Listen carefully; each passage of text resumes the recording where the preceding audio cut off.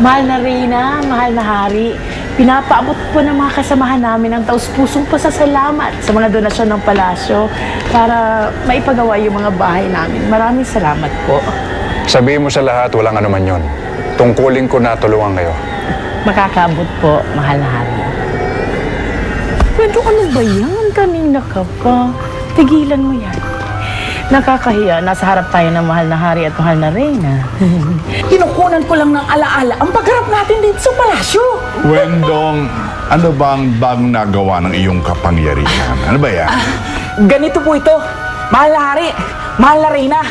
May papasok ko po dito sa naimbento ko ang lahat ng mga mangyayari dito ngayon sa atin. Parang ganito po. Tingnan nyo, ha?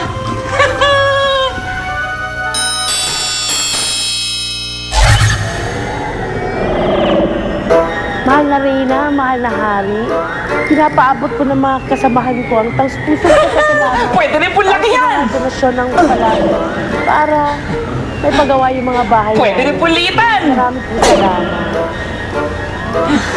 Pwede iulit ibalik sa mas malaki.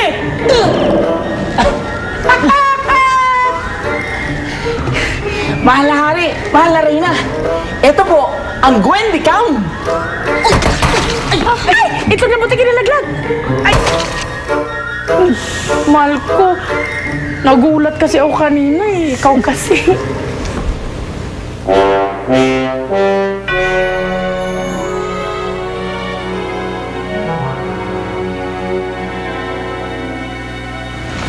Narito na po ang aming supling. Mahal na Hari, mahal na Reyna, humihingi ho ng inyong basbas. Pwede ko ba siyang mahawakan, Romera?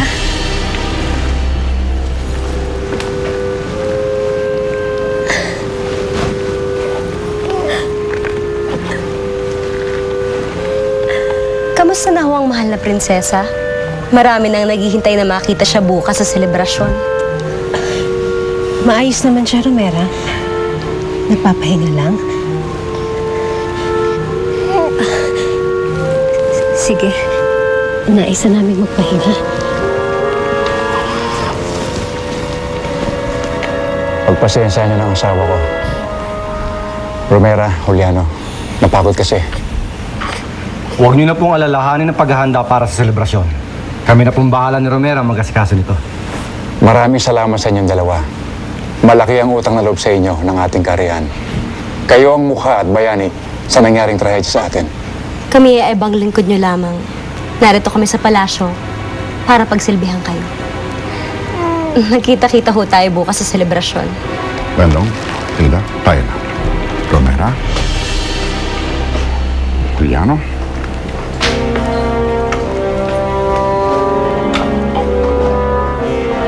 Gwendy Cam.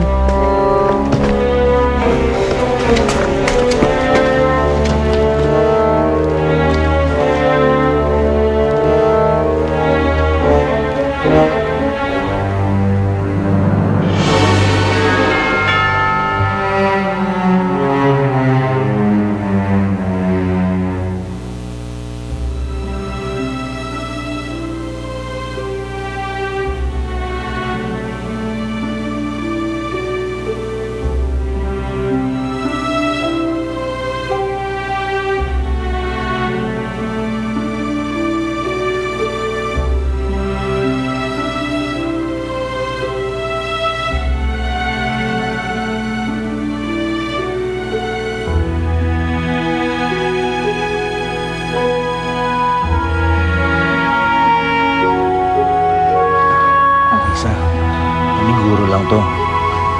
Mahirap na eh.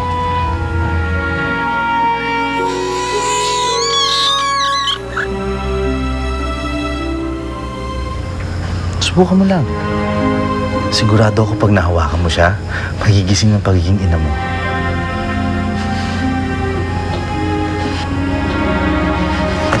Marisa, anong kasalanan ng anak mo?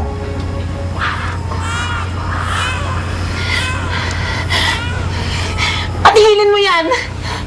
Patigilin mo siya! Ilabas mo siya, Cardo! Ilabas mo siya! Ilabas mo siya!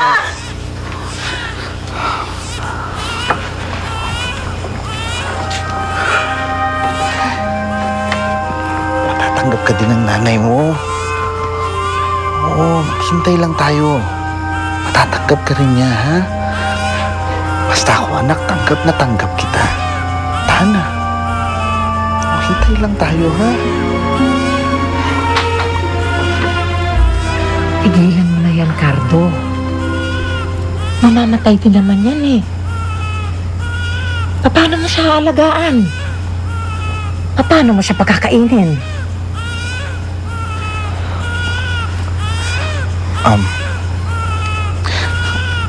Nana Celia, maaari niyo bang hawakan mo na ang anak ko? Sandali lang, bibili lang ako ng gatas. Salamat po. Mabalik po ako agad.